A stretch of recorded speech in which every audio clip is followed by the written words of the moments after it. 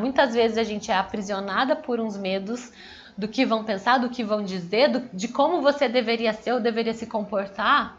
E se a gente for entrar na questão mesmo, aprofundar, isso não faz sentido nenhum. Nenhum. E é incrível o quanto a gente se aprisiona por coisas que não têm sentido. Esse é um papo sem restrições. Tem muitas e muitas mulheres que têm muita vontade de viajar, de conhecer o mundo, de sair. Às vezes conhecer uma cidade aqui do ladinho, mas não vão porque não tem permissão social para isso, né?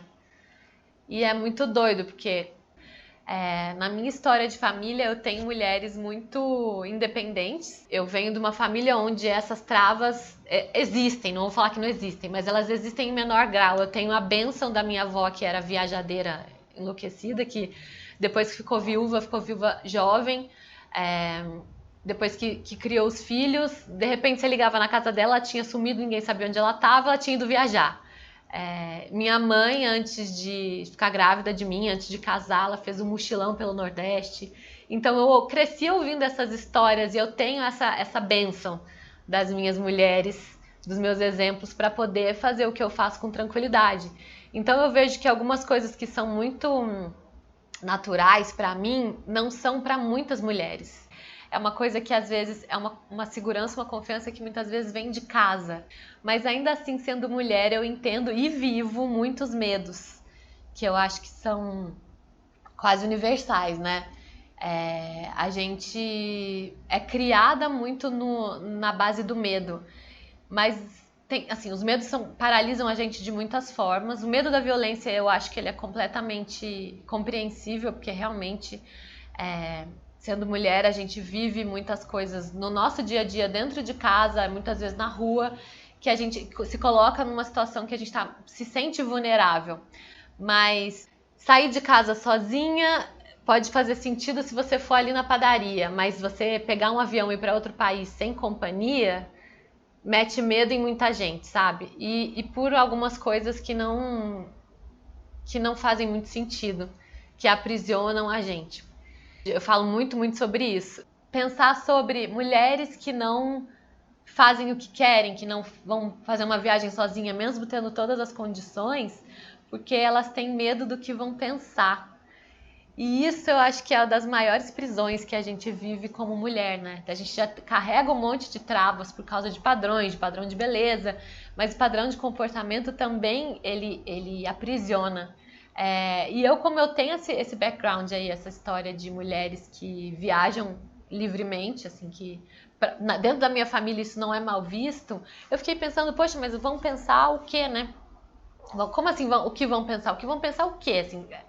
Parece tão sem sentido pra mim, mas quando a gente vai aprofundando e vai pensando, é muito assim, vão pensar que tá solteira, vão pensar que não deu certo na vida, que não quer nada com nada, que não quer construir uma família, que tá atrás de homem. E assim, e se tiver? Qual que é o problema? Entendeu? Não quer dizer que se você vai viajar sozinha, se você vai pra um lugar sem companhia, se você vai uma viagem só de mulheres, não quer dizer que você esteja atrás de alguém, também não quer dizer que você não esteja. E assim, qual que é o problema? Essa que é a questão que eu acho que a gente tem que pensar. Eu tenho focado muito nessa coisa das mulheres viajando sozinhas nos últimos tempos. E é diferente você pensar em medo e em paranoia. O medo ajuda a gente a ter cuidado. A gente, infelizmente, vive num mundo que não valoriza a vida da mulher, né? E é esquisito a gente banalizar isso, a gente acostumar. O negócio ser tão presente que a gente acostuma, porque eu não tenho medo nenhum de andar no Rio de Janeiro. Mas eu, desde criança, fui treinada para. Então eu ia para lá criança. Meu padrinho que mora lá, então a gente tem família lá desde muito tempo. Então antes do meu pai morar lá, a gente ia para lá de férias. E aí chegou uma época que ele começou a deixar a gente sozinha 10, 12 anos. Você vai sozinha à praia. Se acontecer alguma coisa, você vai perguntar, você vai chamar a polícia. Ele pegava o endereço de onde ele morou num hotel durante muito tempo. Ele imprimia o endereço e botava nos nossos bolsos, nas nossas bolsas, pra gente ter sempre. Então ele fazia a gente memorizar e colocava esses endereços. Então ele dava umas orientações gerais e falava, saiu de casa, e aí ele mostrava, escaneia o lugar, ó, procura, olha para todos os lados, Então, eu tenho esse treinamento e por isso eu não tenho medo, mas é porque eu consigo reagir rápido. Isso não me livra de sofrer nenhum tipo de violência, porque quando você tem que ser assaltada, não tem jeito. Então, a gente tem que ser cuidadosa, realmente ser cuidadosa para não se meter em enrascada. Mas isso se resolve muitas vezes quando você consegue pesquisar muito bem o lugar onde você está indo, entender em profundidade aquela cultura, para não cometer nenhuma gafe ou alguma coisa que vai te colocar em destaque, vai te botar um holofote ali para uma coisa que não é positiva.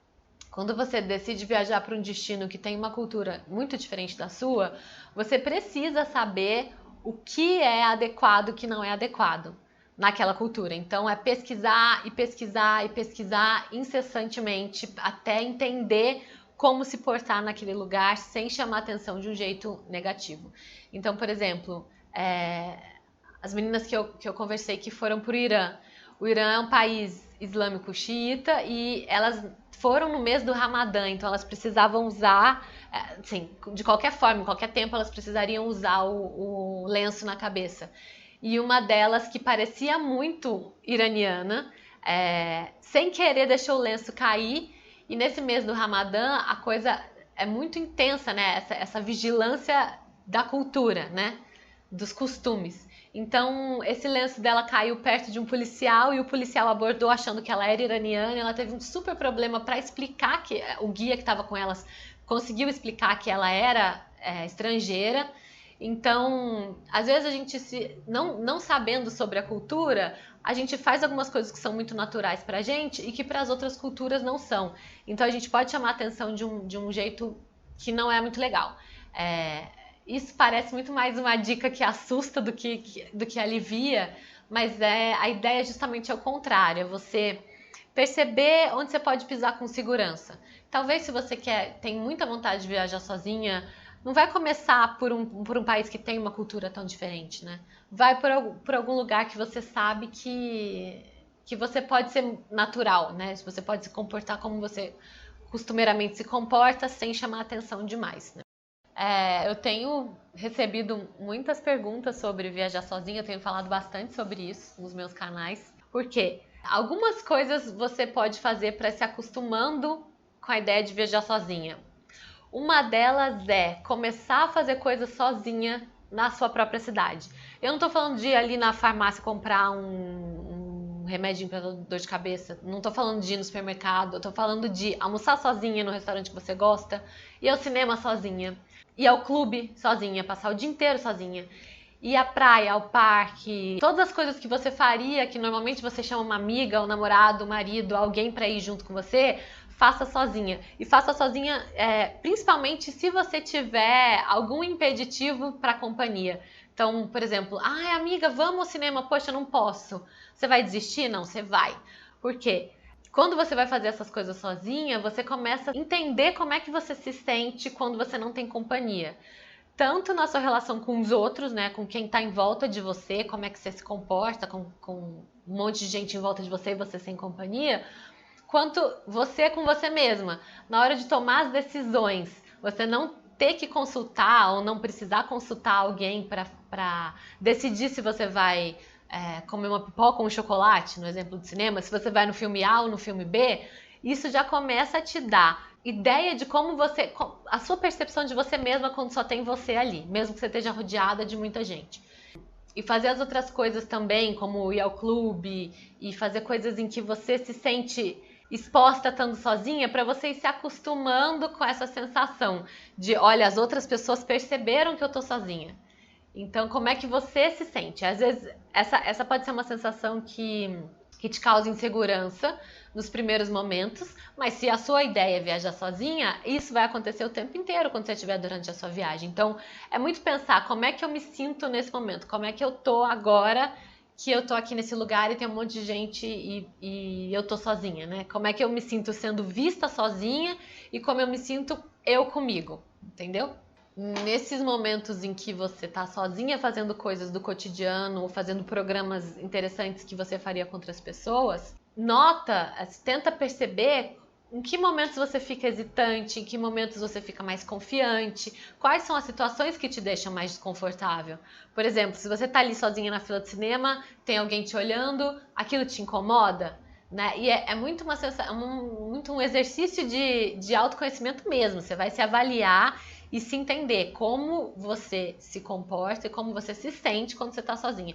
Quanto mais você for fazendo essas pequenas coisas no seu ambiente, no lugar em que você está segura, que você conhece, que é familiar para você, mais confiança você vai adquirindo para na hora de viajar você realmente conseguir ir sem pirar, sem ficar ansiosa demais, sabe? É que assim, é um equilíbrio entre ninguém tá aí, nem aí com você, com presta atenção que pode estar, entendeu? Como é que você transita entre essas duas sensações, né? Outro jeito também de se acostumar com a ideia de viajar sozinha é você ir fazendo passeio sozinha quando você estiver viajando com mais alguém. Por exemplo, tá viajando com a família, viajando com um grupo de amigos, com o namorado. Aproveita aquela coisa que você quer fazer que ninguém mais quer fazer e vai sozinha. Porque aí você começa a se acostumar com a independência, com a sensação de liberdade de estar sozinha numa viagem, mas você tem a companhia no final do dia. Então é um treino, é um estágio, né? Para você ir conseguindo fazer sua viagem sozinha, uma viagem solo real. Outro jeito de ir treinando para uma viagem maior, sei lá, você quer fazer uma viagem para fora do país e quer ir sozinha, ou então quer muito fazer essa viagem, ninguém pode ir, a solução é ir sozinha. Uma dica que foi muito legal foi uma menina que me segue, que a gente começou a conversar a respeito disso, e ela falou, eu fiz um teste para uma cidade, ela é de BH, ela foi para Tiradentes, ela falou, uma cidade que é do meu estado, é uma cidade pequena, eu conheço a cultura, estou familiarizada com aquilo, já conhecia a cidade, já tinha ido com a família e com os amigos, e decidiu ir sozinha para entender como é que ela se sentia. Então, foi o melhor treino, segundo ela, né? Porque ela estava num ambiente diferente, mas ainda assim familiar. Então ela vai se acostumando aos poucos com o que assusta ela. Eu achei muito inteligente usar essa estratégia. Eu sou a Gabriela Alvarenga, eu sou criadora de conteúdo e tenho um projeto chamado Outros Roteiros, que é um blog, tem um Instagram e tem um podcast. Nele eu falo, óbvio, muito sobre os destinos, mas o meu foco é muito mais a transformação que a viagem causa na gente. Como a gente muda quando a gente viaja, como a gente aprende quando a gente viaja, né? As lições que a gente tem saindo do nosso lugar, indo para o outro lugar, para um lugar que as coisas são diferentes, as pessoas são diferentes, e como a gente fica mais sensível, mais empático, e como a gente se percebe no mundo.